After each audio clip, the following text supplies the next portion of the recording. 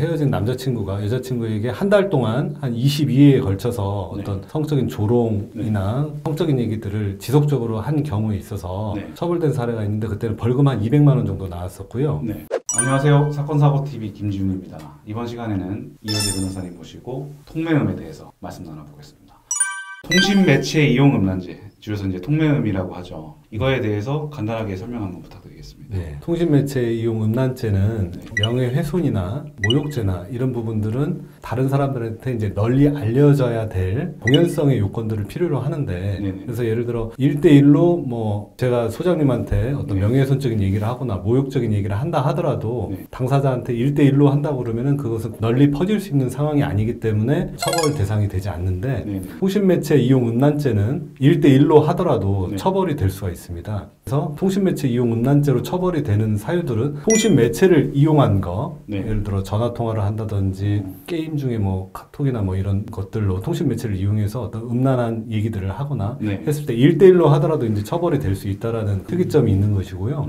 그래서 이제 공연성을 요건으로 하지 않는 것이죠. 근데 이 통신매체 이용 음란죄는 목적이 있어야 됩니다. 성적인 목적을 달성하기 위한 그런 목적이 있어야 인정이 되는 것이어서 보통 뭐 게임 같은 거 하다가 서로 싸우는 와중에서 이제 뭐 화가 나가지고 조롱하기 위해서거나 그런 맥락에서 성적인 말을 한다고 그러면 그 앞뒤 맥락을 봐서 성적인 목적이 아니라 어떤 싸움의 과정에서 화를 돋구거나 하기 위하다고 보기 때문에 성적 목적이 인정되지 않아서 통신매체 이용 음란죄로 처벌되지 않습니다. 그래서 이거는 공연성이 인정될 필요가 없고 그 다음에 특정한 어떤 성적인 목적이 있어야 된다. 이런 특이점이 있는 것으로 이제 처벌되는 법 조항입니다.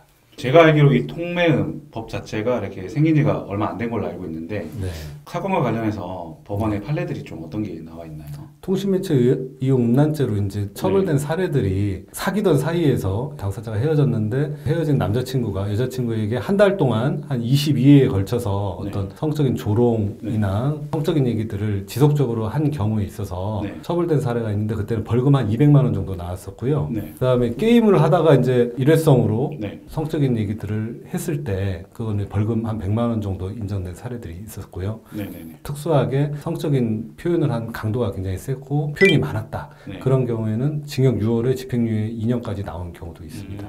그리고 이제 성범죄의 경우에 통신매체 이용 음란죄가 벌금이 나오는 경우가 굉장히 많은데 벌금이 나온다 하더라도 이게 성범죄자로 이제 전과가 평생 남는 것이고요. 그리고 이제 공무원의 경우에는 성범죄로서 벌금 100만 원 이상이 확정이 되면 확정된 날로부터 이제 3년 이내에는 공무원에 임용될 수 없는 공무원 임용 결격 사유가 있기 때문에 공무원을 하실 분들은 벌금이 액수가 적게 나온다 하더라도 굉장히 조심하셔야 되는 그런 불이익이 굉장히 큰 범죄이기 때문에 특히 더 조심하셔야 되고 공무원의 경우에는 또 징계라는 것이 또 따로 있기 때문에 굉장히 좀 조심하셔야 되는 그런 범죄에 해당합니다. 네, 말씀 잘 들었습니다.